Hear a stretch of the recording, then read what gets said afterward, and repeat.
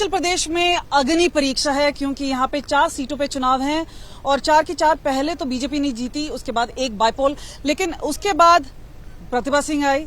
लेकिन राज्यसभा के चुनाव के चलते चलते सर 6 बाईपोल्स, क्योंकि जो लोग आपके साथ थे आपके खेमे से निकल के बीजेपी में पहुंच गए। आज की जो लड़ाई है उसे किस तरह से आंकते हैं? देखिए, ये लड़ाई और ये चुनाव हिमाचल की जनता के लिए विशेष है। ये जो चुनाव है ये लोकतंत्र की ताकत जनता है और जो सरकार जनता के वोट पर चुनकर जाती है और उसको नोट के दम पर सत्ता हथियाने की कोशिश की जाती है, इसलिए इस चुनाव का विशेष महत्व रह जाता है। मैं सिर्फ इतना कहना चाहता हूं, ये चुनाव जनता लड़ रही है। हमारी सरकार 3.5 साल है, हमारी सरकार को कोई खतरा नहीं है। मैंने बार बार जनता से अपील की है कि जनता की ताकत जनबल है। इस चुनाव में जनता की ताकत जनबल जीतेगा और धनबल हारेगा। जो भी पार्टी जनता की भावनाओं का सौदा करती है और पैसे का के द्वारा खरीदे जाते विधायक है, उनको सबक सिखाने के लिए हिमाचल की राजनीति को में साफ सुथरी राजनीति करने के लिए ये चुनाव हो रहा है। हम हमीरपुर की कर्म भूमि में खड़े हैं और यहाँ पे लगातार अनुराग ठाकुर हैं, आप भी यहीं पे हैं, तो आप ये बताइए कि आपके जो कैंडिडेट हैं किस तरह से आंकते हैं उनकी लड़ाई? नहीं, ये तो जनता का चुनाव है। 10 देखिए 6 उपचुनाव हो रहे हैं, वो 3.5 साल का है, बाकी 5 साल का लिया है। इसमें तो राज्य के जो मुद्दे वही रहे और इस राज्य के मुद्दे जनता ने स्वीकार किए होंगे तो 4 जून को परिणाम आ जाएगा। इसमें कौन सी दो राय आपके साथ थी? 2-3 दिन बाद आप देख लेना, जब जनता चुनाव लड़ती है ना।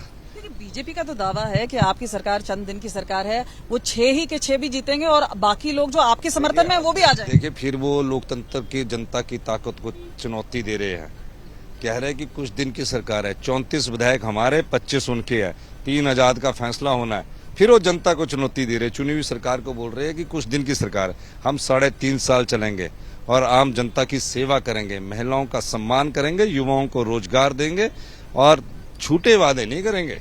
हमने काम किया है। 15 महीने में हमारी सरकार ने लोगों के दिलों में भी जगह बनाई है, ऐसा नहीं है।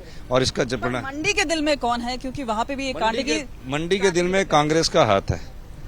पर विक्रमादित्य और कंगना के बीच में, क्योंकि वो क्वीन ऑफ बॉलीवुड है, लोकप्रिय हैं, उनकी रैली में भी लोग काफी देखने आते हैं। मैं आपको बताऊं, बॉलीवुड और इसकी बात ही नहीं। जब जनता खुद चुनाव लड़ेगी तो मैं आपको फिर कह रहा हूँ, आप मेरी बात को आप ऐसा कीजिए, मैं आपको 4 बजे फिर इंटरव्यू दूंगा। आप पहले पूरे बूथों में घूम के आइए, नोट यहाँ, ये तो चलो मेरी कंस्टिट्यूंसी है, पूरे आप अपने। सर हम घूम रहे हैं। हाँ, तो आप भी हंस रहे हैं तो इसका मतलब जनता लड़ रही है। कितना आप दिखाना चाहेंगे, क्योंकि आपको लग रहा है कि हिमाचल नेशनल मुद्दों पे आप जीतेगा या फिर लोकल? ये चुनाव नेशनल मुद्दे पर उठा ही नहीं पाए। ये चुनाव उस लोकतंत्र की, उस आम आदमी की सरकार को गिराने की कोशिश हुई जिसने जनता के हित के लिए काम कर रही है हमारी सरकार ने, नॉट मेरे, हमारी सरकार ने। और पैसे के दम पर सत्ता हथियाने की कोशिश की है। जनता ने इसका मुंह तोड़ जवाब देना और हिमाचल की राजनीति में भविष्य में ऐसे कोई भी पार्टी ना कर सके, नॉट कोई भी ऐसी कोई दिल ताकतवर पार्टी हो वो चुनी हुई सरकार को गिरा दे और खरीदे हुए विधायकों से सरकार बना दे। तो क्या ऐसी सरकार की नीयत अच्छी होगी, सोच अच्छी होगी?